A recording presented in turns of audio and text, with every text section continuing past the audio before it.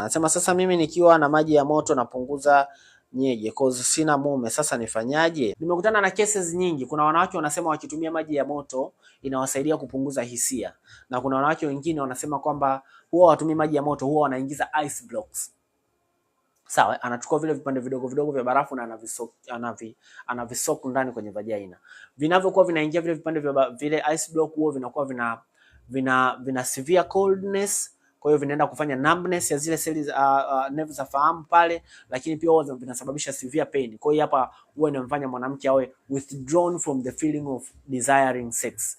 Na hii hapa huwa inatokea mara nyingi kwa wanawake ambao hawashiriki tendo, hawahitaji kuingia kwenye mahusiano kutokana na sababu hizi au zingine, au wanawake ambao wana practice celibacy.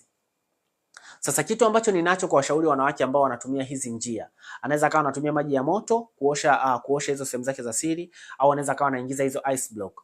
Kinachokuwa kinatokea ni kwamba madhara ambayo utayapata kutokana na kutumia hizi njia kuzuia hisia zako ni makubwa kuliko ungejaribu kutumia njia nyingine kuzuia hisia zako. Kuna wanawake wengi wanahangaika, tunamtibu PID inarudi tena, tunamtibu PID inarudi tena. Sasa hivi ni vitu ambavyo hawezi kumwambia daktari kwamba daktari, mimi natumia ice block, daktari, mimi najichoma na maji ya moto. Hawezi kuviongea, na anaweza kawa hajui kama ndio vinasababisha ugonjwa huo unarudia rudia.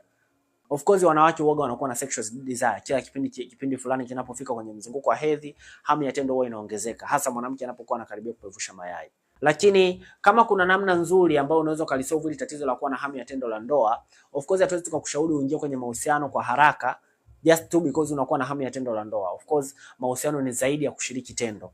Unahitaji lazima uwe na emotional attachment kwa huyo mtu, kwa sababu unaweza kaingia kwenye mahusiano kwa ajili tu ya kupoza hisia za kushiriki tendo, lakini ukakutana na matatizo mengine ya kisaikolojia ambayo yakaathiri afya yako kiujumla. Kwa njia ya kwanza ni kwamba nakushauri ingia kwenye mahusiano ambayo ni ya afya, healthy relationship. Sawa, kama utashindwa kuingia kwenye mahusiano ambayo ni salama, umeshindwa kuingia kwenye mahusiano ambayo ni salama kwa sababu moja ama nyingine, jitahidi upunguze muda wa kukaa peke yako. Tunajua haya mambo ya kuingiza ice block sehemu za siri, haya mambo ya kujichoma na maji ya moto sehemu za siri huwa yanatokea pale tu ambapo unakuwa umekaa peke yako. Jitahidi jiunge kwenye social groups, ishi na watu karibu. Punguza muda wa kukaa peke yako na jitahidi kufanya activities nyingine. Jifunze hata kusoma vitabu, itakusaidia.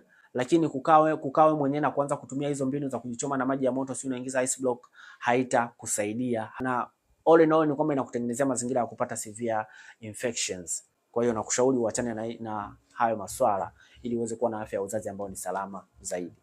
Namba za simu ziko hapo. Kama una struggle kuacha au hujui ni namna gani unaweza ukatafuta alternative kutokana na hiyo shida, tuwasiliane hapo ili tuweze kuona namna gani tutakusaidia.